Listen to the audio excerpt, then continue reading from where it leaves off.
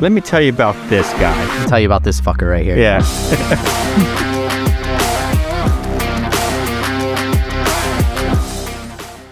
Gen Z doesn't know how to write a check. They don't know how to address an envelope. So, A, we do. There's a lot of us that do. But B, do want to touch on that. Most kids' parents, or her age, when she was learning how to write a check and write an envelope, was taught by her parents or somebody in her life who taught her those things that was older than her. Gen X didn't bother teaching us how to write a check or write an envelope because there's no need to write a check or write an envelope. There's a reason for that. All right. Besides us not caring about you guys. When that home learning was really forgotten is when the women left the house and permanently moved into the workforce. Mm-hmm. Dad works 10 hours, mom works 10 hours. They both come home. Neither one of them wants to help the kids with their schoolwork. Don't want to teach them how to do a budget, write checks. Yeah, taxes, so basically just leave them to the education system. Yeah, so we pawned them off to government schools. Mm-hmm. And now look what we got. Mm-hmm.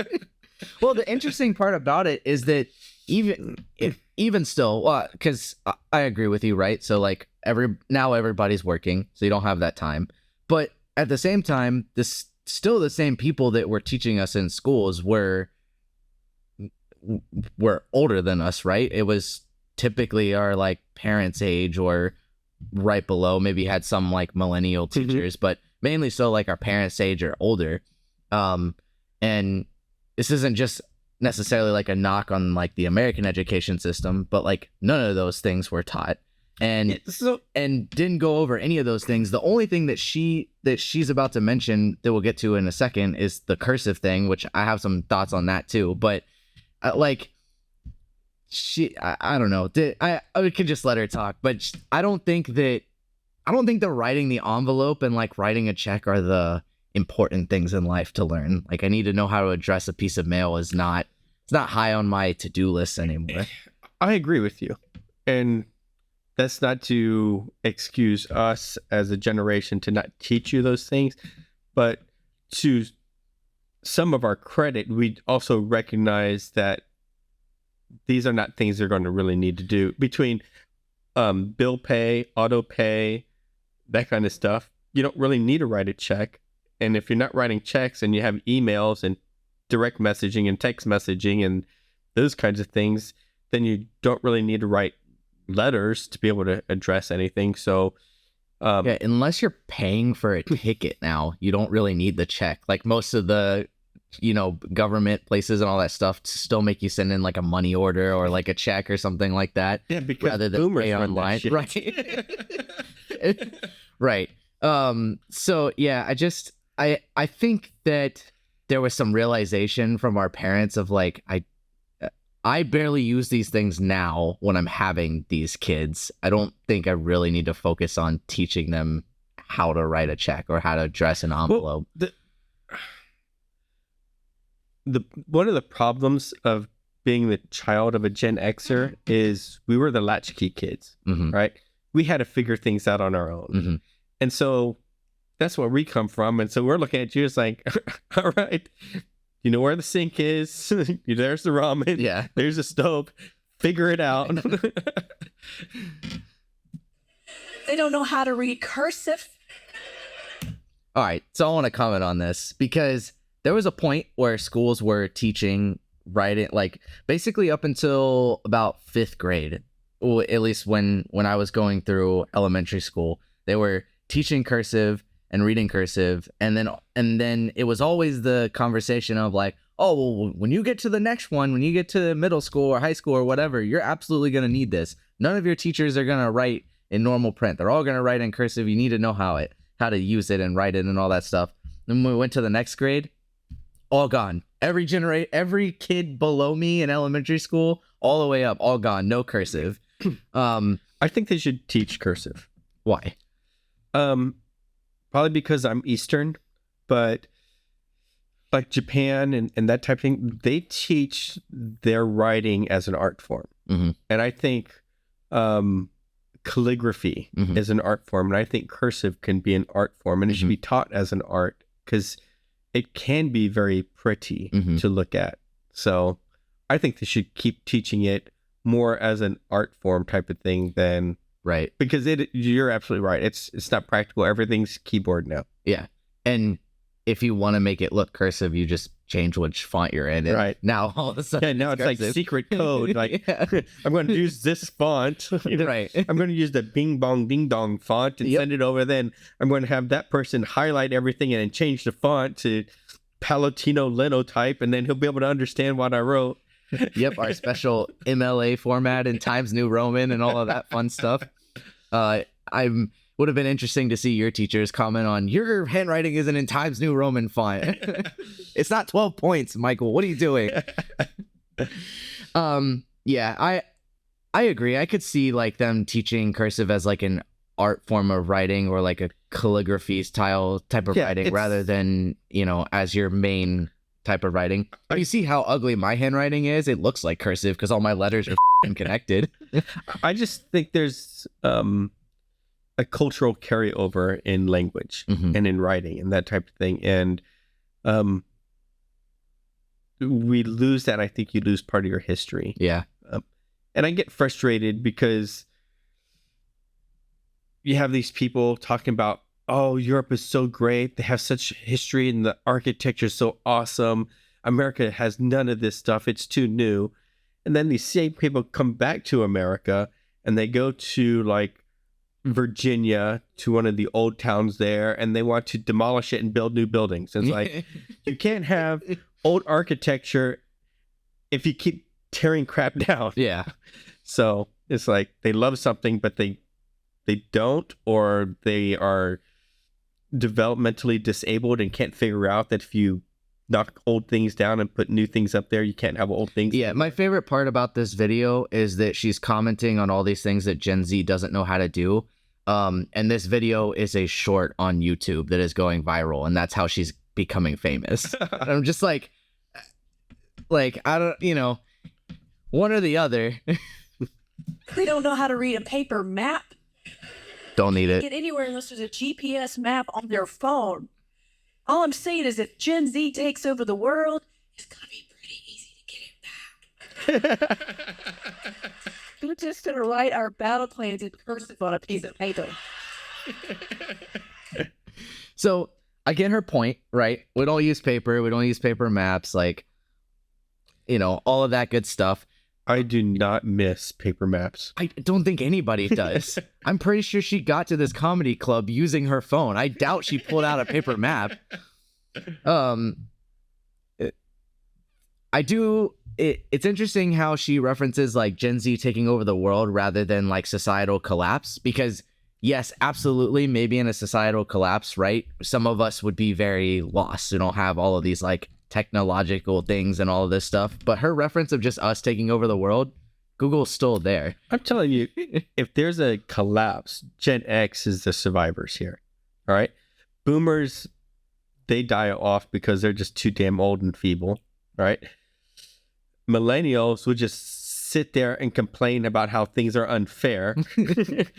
Gen Z would be like, no avocados. Gen Z is like, why didn't anybody teach me this stuff on what I need to do in this situation? And we'll be sitting back with the lone functioning microwave oven, popping popcorn and watching everybody.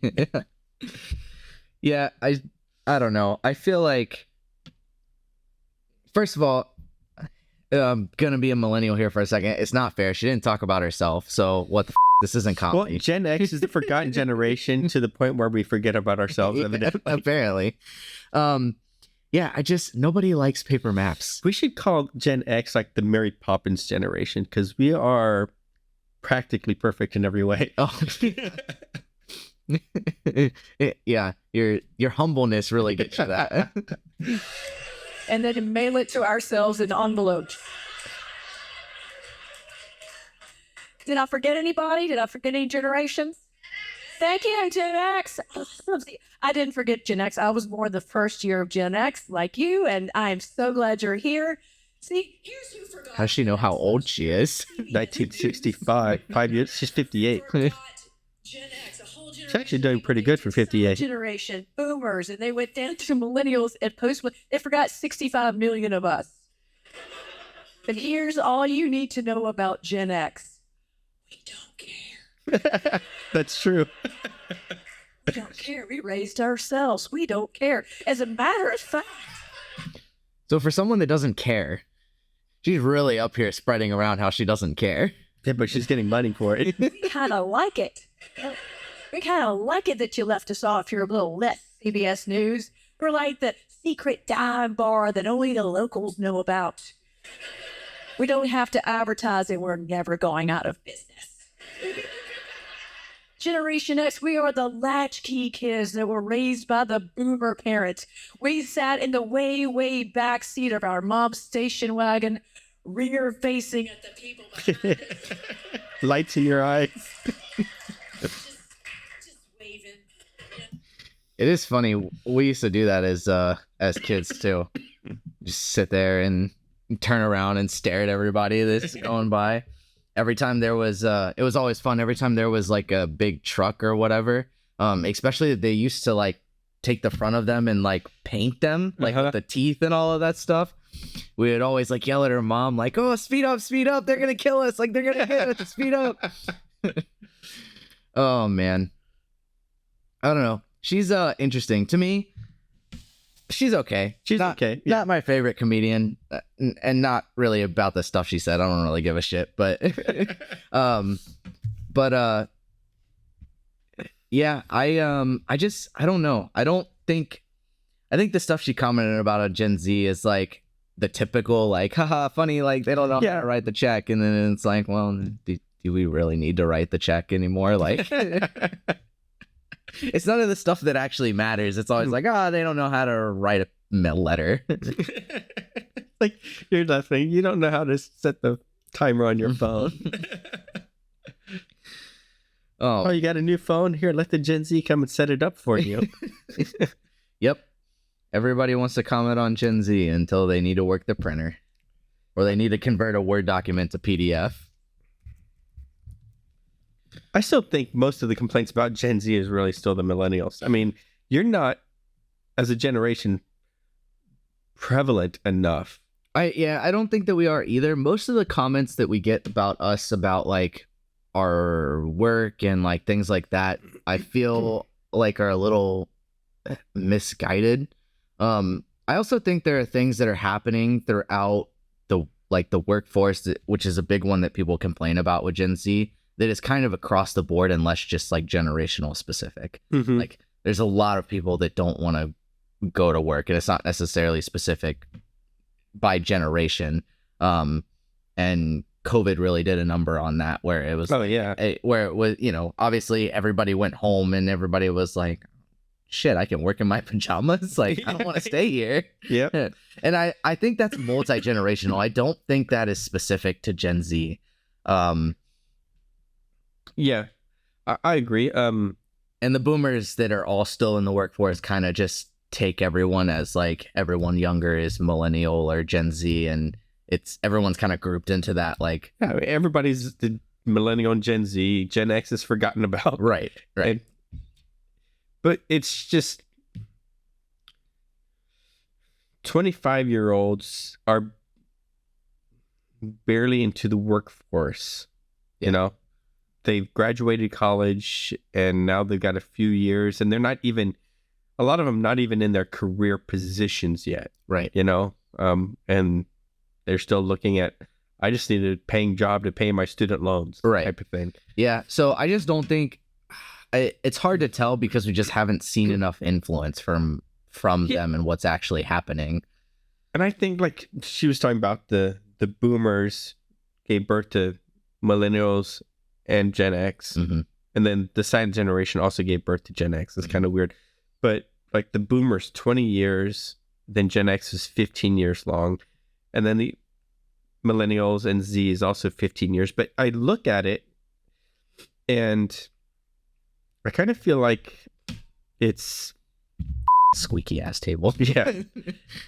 It's I think the generations, maybe because of technology, should actually change. And I like to think, I was thinking about this from our last ones, like I think we should be really looking at micro generations. And micro in like the real term and not this micro that they're using on the internet and that kind of stuff. So the micro generation on the internet, they're really talking about a hybrid generation where it's like the end of Gen X, the beginning of millennials. They're saying it's a micro generation. We're calling it Xennials, right? That kind of, that's really a hybrid, right? To me, a micro generation is just a smaller chunk. Right. It's micro. It's a small portion of this generation, and it doesn't necessarily have to be in between generations. Right. It could be anyone in that age group, but a small part of them are doing this. Or, exactly. And I just feel like with technology advancements and that kind of stuff and social media blasting everybody, I feel like like your generation being 25, I think at 25 there's a significant difference between you and an 18-year-old. Yeah. And so it's almost two separate generations in there. Yeah, and I would agree. So we talked about this a little bit. I think we were more talking about it off camera. But like you just said, when I look at somebody who is 12 years old and they're still considered Gen Z and I'm Gen Z, obviously there's an age difference, right? So that we're already different just in that aspect, which is not really what I'm basing this on. But the thought process, what they were like inundated with as they've grown up, things that they've had is completely different than what I had growing up and what I went through growing up. And I think it, like you said, it's the technology piece, because technology progression is exponential. You have an exponential change in what people have from when I was 12 years old to when these kids have at 12 years old. So I do think that at some point somebody's gonna, the big research institutes and things like that are doing the research and defining generations, which I was looking into it and it's kind of haphazard. Like everybody's got their own pieces and then it kind of makes its way into the media, and that's kind of how you get some consensus between what a generation's called, the years, things like that. But I think you're going to start to see, as things continue to progress, which is continuously exponential, you're going to get much smaller pockets of generations. Right, because they try to think of things that brought a generation together, right? And the shared experience that a whole generation of people had that shapes a personality. So that makes sense, but Gen X, right? So what was it?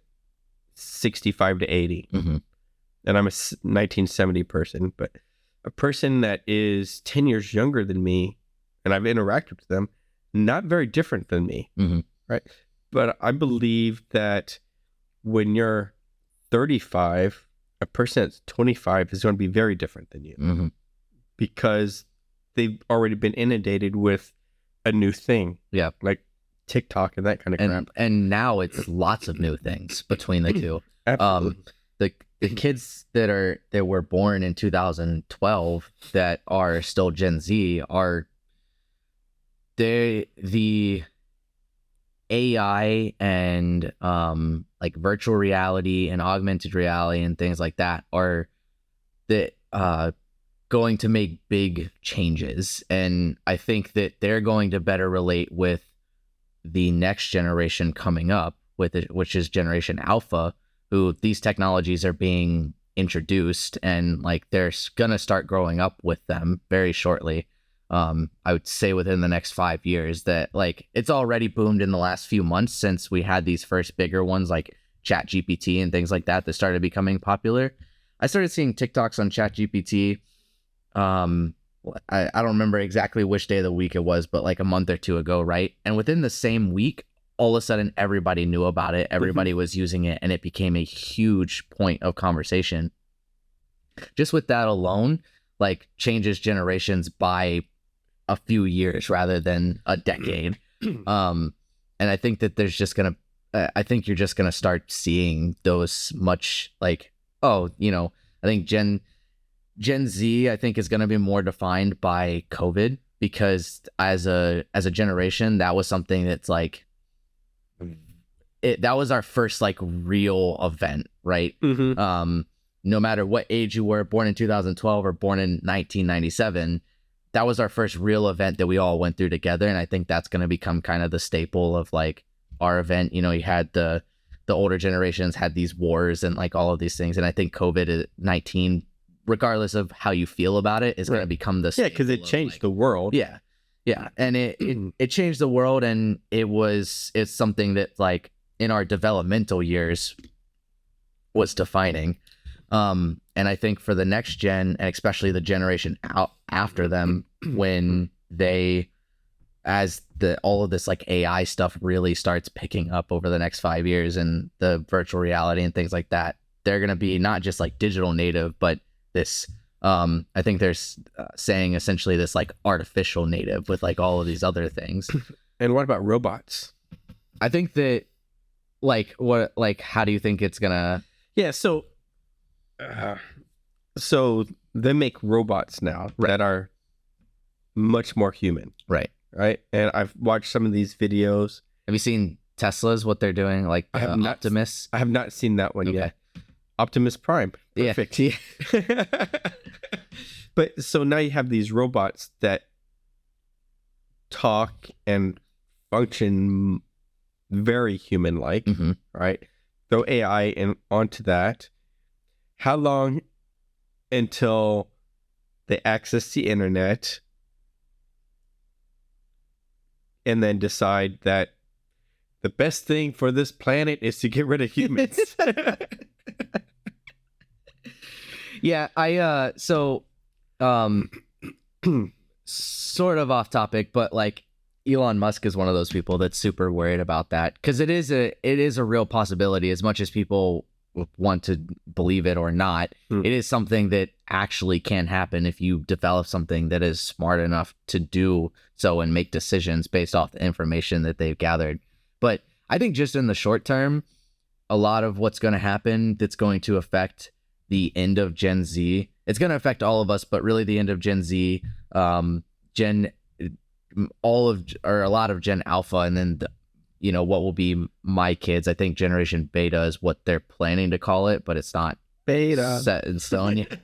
And I think what's going to really break up those generations is these defining moments in tech, like this AI thing. I think is going to break up a whole generation. How I use AI versus how the younger Gen Z uses AI is going to be extremely different, because they're going to grow up with it. And eventually it's going to start coming out, just like most tech does, in schools, especially in public schools, as it makes things easier for teachers and things like that to help with learning all of these weird ways. Yeah, they're going to have like robot teachers with AI checking homework of students to make sure that a robot with AI didn't do the students' homework. And then they're going to figure out, well, and they already they're going to figure out, like, this is stupid. Let's just get rid of humans, and then we don't have to do all this unnecessary work. Yeah, I think at first it's going to be like, oh, what, I hope that there is some sort of realization with like public schools of like, there are certain things. So there was a whole bunch of, so for a real life example, right? Middle school and the first half of high school for me, there was certain like math tests and things like that where it was like, I think, and you probably grew up with this, like, oh, you're never gonna grow up with a calculator in your pocket, like, how are you gonna know how to do this, right? And the beginning of my schooling, like middle school and elementary school, it was the same concept, like, you're not gonna grow up with a calculator in your pocket, you got to learn how to do this in your head, right? And then you got to high school or college or whatever, and it was like, well, now we all have calculators in our pocket. Like, I don't need to do this in my head. I have a computer in my pocket. Yeah, now I have this calculator on all of my math tests and all of these things. And I think that there probably will start to be that revelation with like all of this AI stuff too, because it's going to be the same thing. It's like, oh, you need to know this exactly because you're not going to have AI in your pocket. Like, what are you talking about? And then, Right. Move forward, or in your head, even with like Elon Musk and his Neuralink and all of that stuff. Right. So I think ultimately, going back to where the conversation started, I think these defining moments in tech innovation is going to split up the generations more so than we have them right now. And I think it'll be more like 5 to 10 years like stints rather than 15 to 20 as we progress. I agree. I think the generations are just going to get shorter and shorter and shorter. Yeah. I do think there'll be a point of like level off. Like there probably won't be so much change between like 1 year and the second year Right, that but you would 5 completely. years. But I think 5 years is probably And they'll not have realistic. to change the name. I just don't think it can be called a generation anymore. Yeah. I think you'll probably have to call it like the micro generations or whatever, and then have the overarching generation. Mhm. I think you bring up a good point, like the hybrid generation. I don't think it's really the micro. Yeah. Because what I feel like it's just millennials redefining shit. yeah, exactly. I feel like just because like maybe somebody my age and then somebody 2 years older than me share like similar opinions doesn't make us a new like micro generation. Like there's going to be some influence between the two because the year, like if you're dividing them by years, 1996 to 1997, like there's not much difference there between the two. No. So you're bound to get some like hybrids in between, and I don't think we need to necessarily make a big deal about like these hybrid generations because No. I feel like to me it's obvious, like that's what there's gonna be. I think the micro in the middle of the same generation is what's gonna be more defining rather than the Right. hybrid of the two. Yeah, because you could definitely see where like you can have a pre-COVID generation and a post-COVID generation, even if it falls in the middle of a generation. Yeah, and I think what you're gonna get with the COVID is because everybody my age was finishing up school, entering the workforce, or like in college. Mhm. So, or in that time frame in their life, college or working, whatever it is. So we're really gonna be more like the pre-COVID because we had all the normalities that like COVID changed or took away for a very long time, and then things changed, and we kind of just, at least from my perspective or like the friends that I have, kind of just jump back into normal once everybody like came out of that Mhm. situation, right? Kind of just jump back into where we were just at, and it didn't, because we grew up with so much of one thing, it didn't really change much for us, I feel like. But I think you're going to have the next half of my generation who didn't grow up as long in like the quote unquote normal. Mhm. They had COVID and their lives completely changed. Most of the ones that went online stayed online through school and Right. like all these other things. And I think that completely changed them, and you're going to see a completely different type of Gen Z that is now coming out of that. I agree. Just the whole online learning, being sequestered from their peers at a very developmental age. Right, going through puberty, basically. Yeah. Right. So, I think that's going to make a big difference in those young, and we're all kids, but those younger versions of my generation and me. Like, Yep. I think it's going to be interesting to see how they turn out and how it affects their decision making as their brains continue to develop and they get to my age. I think it's just going to be very different between the two. Yep. You feel like there's micro generations in Gen X? Like, do you? So I know it's becoming more split up now that as technology progresses, but do you feel like there's a micro generation inside Gen X? Nope. No. Honestly, I think Gen X was a pretty fun generation. Mm-hmm. Are you saying we're not fun? No, we just had a different kind of fun. Yeah, I think we were given a lot of freedom that you guys don't have. Yeah. All right. So we had no phones attached to us, that kind of stuff, and it's just like, kids, get out of the house, come back when the street lights come on. We don't want to see you before then. Mm-hmm. And so you're anywhere. Mm-hmm. All right. And you got to figure things out on your own. You didn't get babysat. You weren't worried about being abducted or any of that mess. And if something did happen, and maybe it's because I grew up in the South, where people tend to be friendlier and look out for each other. I did more. as well, so I can understand that from that Where perspective. If you did get hit by the car, your parents would find out and go and meet you at the hospital or whatever.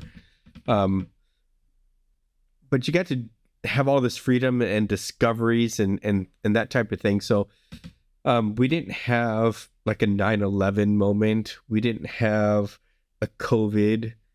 The only thing that I can think of for our whole generation is a change from Jimmy Carter to Ronald Reagan in presidency.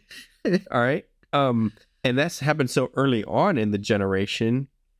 Because that was like 1980 when Reagan came in. And so at that juncture, the generation starts at 65. That's if you are paying attention to politics, if your parents were into that, that'd be like the first kind of time period where you're like, oh, politics, what's this all about? Oh, president, that type of thing. Because the younger is like, hey, Johnny, you might grow up to be president someday. And that's just so abstract, like heaven's like, okay, heaven is what, harps in the sky or whatever.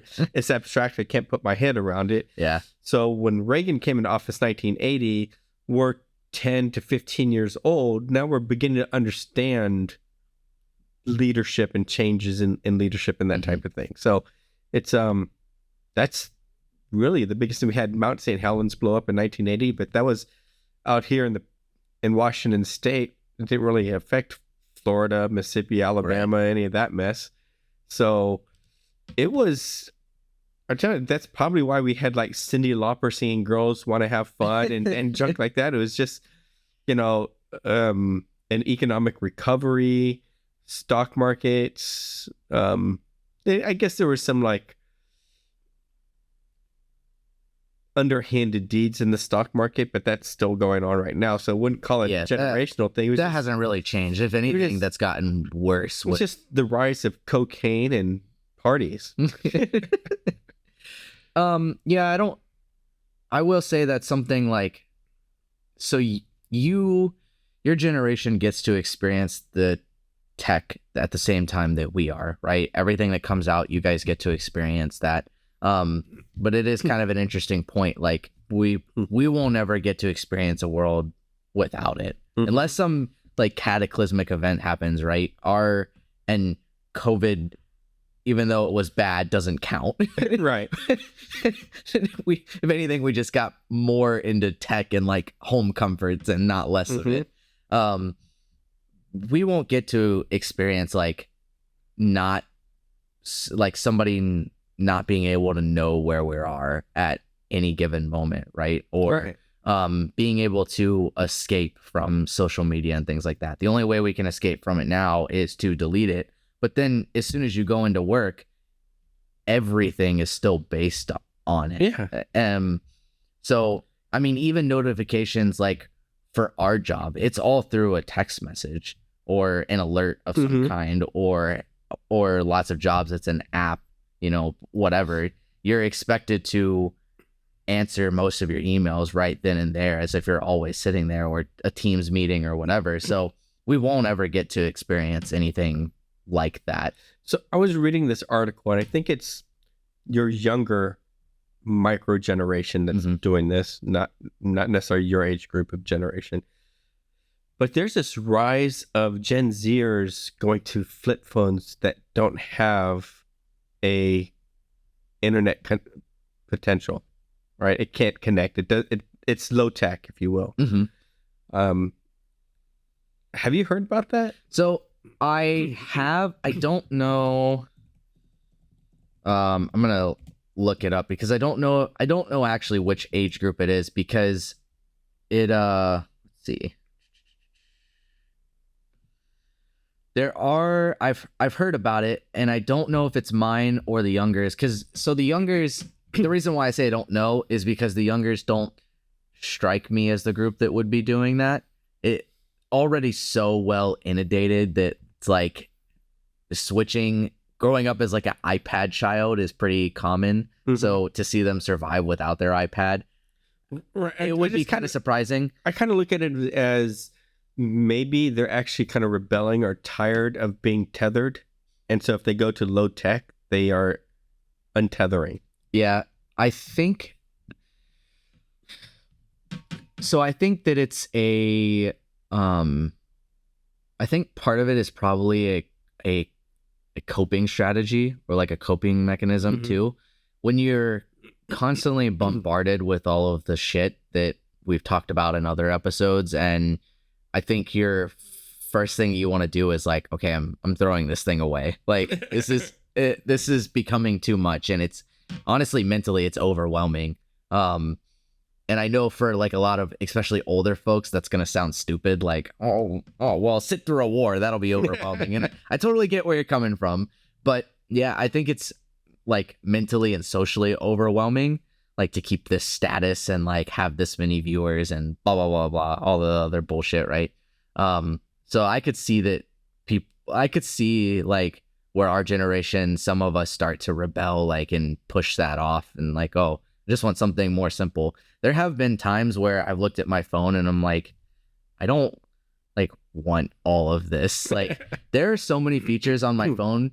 So my type of nerd is like more of a tech person, right? I really like playing with all the new stuff, but that's just it. I really like playing with it all as a daily like use and driver. Besides my Tesla, I don't use 90% of the features on my phone. I text, I call, and I use my emails and like look up things, and I'm on social media, but all of the cool features that like my phone does, I really don't use it.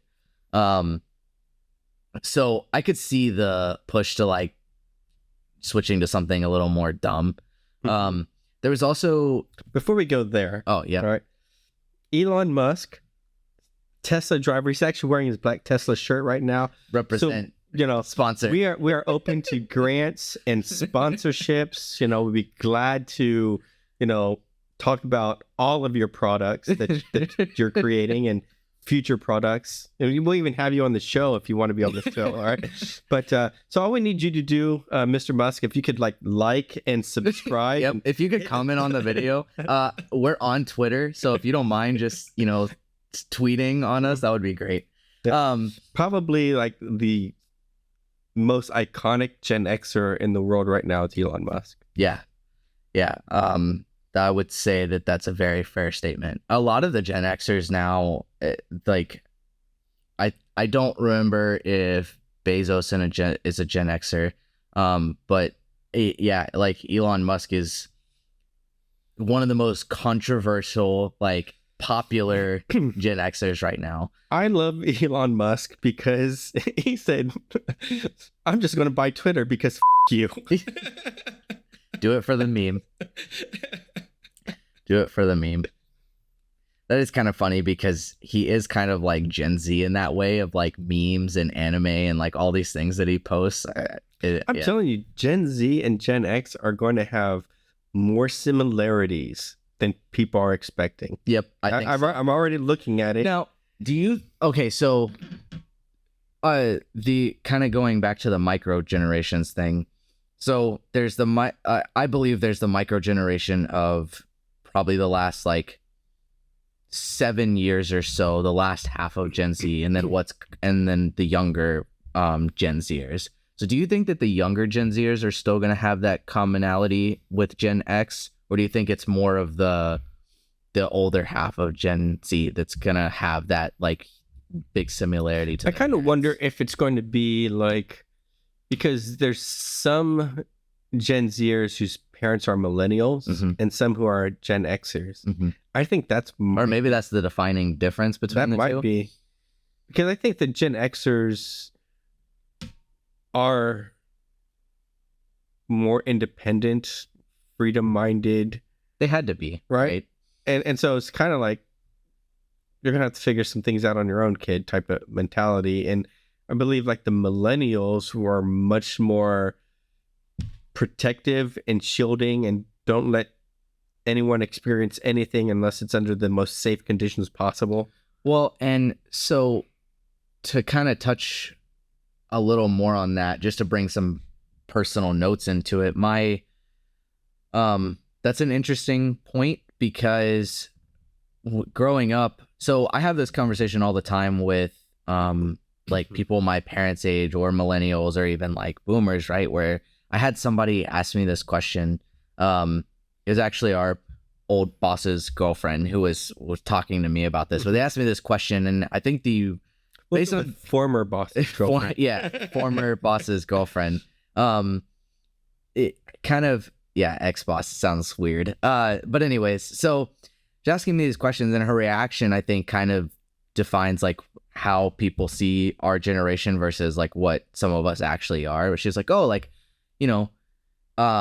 she asked me like, when did you start working? And I was like, I think I started working like, I was always doing like the little stuff, like mowing people's lawns and all that stuff when I was like 12, 13, 14. But then I started working like 15, 16. And the reaction I got was like, oh, you've been working like quite a while compared to now. It was, I think when we were talking about this, I would have been 24 at the time.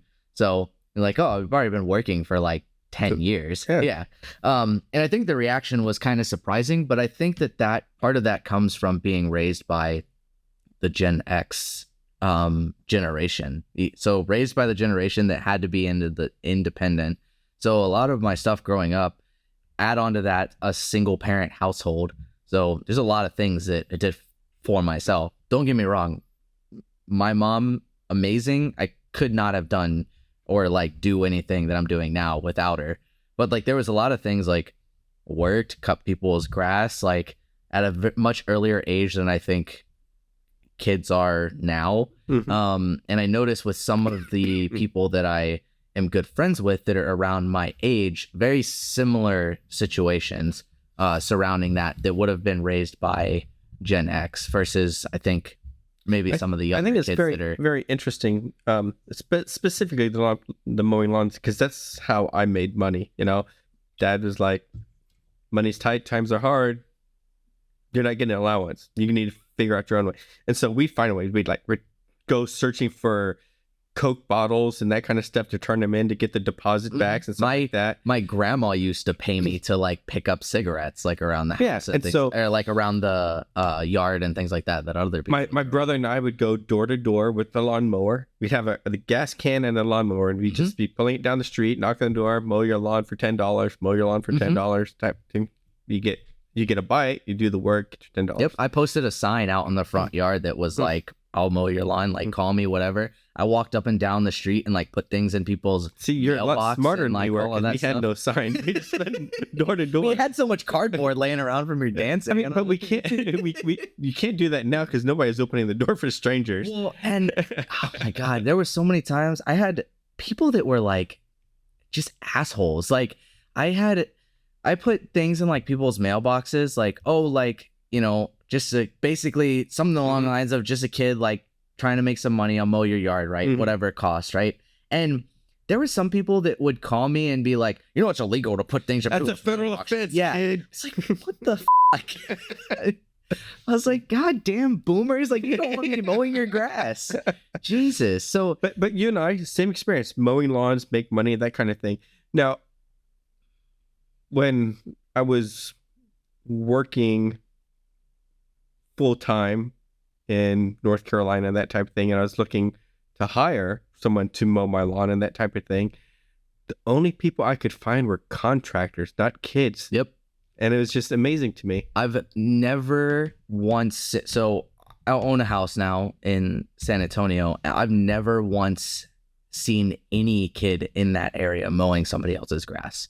Never. I've only seen like contractors and things like that, or like professional lawn companies doing that kind of stuff. And it's very interesting to see that kind of go away. Yeah. See people do it themselves, like older adults, whatever, but never see kids mowing their parents' lawn or mowing other people's lawns, which is interesting. So I don't, maybe there is that like difference with being raised, starting to get raised by like millennials. And I hope for my gen, as they start having kids, they go back to some of that, because I think it's important that you're trying to be more independent. You know, if you're 18 and you're dumped on the world and you're considered an adult, at 15 or 16, like you need to start doing some things to prep you for that. Yeah, I think there's a phase in life where you have to learn how to work, right? So you got to learn to work. And then after you learn to work, you can work and you can be efficient about it and worthwhile. And I kind of feel like that's gone away, and now everybody believes that there should be a living wage for your very first job that you ever do. It's like babysitting. Well, I should get $25 an hour. Like, and I think that as you get older, you know, there's certain places where like having a living wage is important, but being 15 or 16 or 14 or whatever and learning how to work, just learning what that means and how to do it and starting to develop a work ethic. It's not really as important about what you make. It's just developing those skills and developing that work ethic. And I think something that is not the same as the rest of the generations, or like all of the generations that are the outliers, is like the Asian and Hispanic community that we have in the country, because their kids work and they get a work ethic very early on, and they are still the kids like cutting the grass and doing all of the things outside and all of that stuff. And that's where I think that's hopefully in my gen being the most diverse of the generations, so hopefully that will help and continue. And we're running out of time. No, I agree. I think it would be good to come back, and not all the way, right? Like you don't gotta give up everything. We don't need to go all the way back to like China and have like 8-year-olds working in sweatshops and triangle waste coast factory situation and that kind of thing. Yeah, but there's got to be a balance between the two. But yeah, I think kids should be doing chores for no money and then doing chores for some money so they could learn how to manage money before they ever move out of the house. Yeah. Yep. I don't want to cut off the conversation, but we're definitely running into our time. So what are we talking about next? So I think we talked about the last episode, giving each other some movie assignments. You're right. So I think that would be interesting to have you watch an iconic movie from Gen Z and vice versa. So I think maybe we should talk about our experience in that. Let's do it. Cool. All right, guys. Thank you. Make sure to like, comment, subscribe, all of those things. Make sure to teach your parents how to do it. And if you're a little kid, it's totally kid friendly to watch this show. Yeah, so. Don't forget, tell Elon Musk to do it also. All right, we're there for him. Yep, Elon, please like, comment, and subscribe. Make sure the comment part is very important. Very important. All right, thank you guys again. Peace be the journey.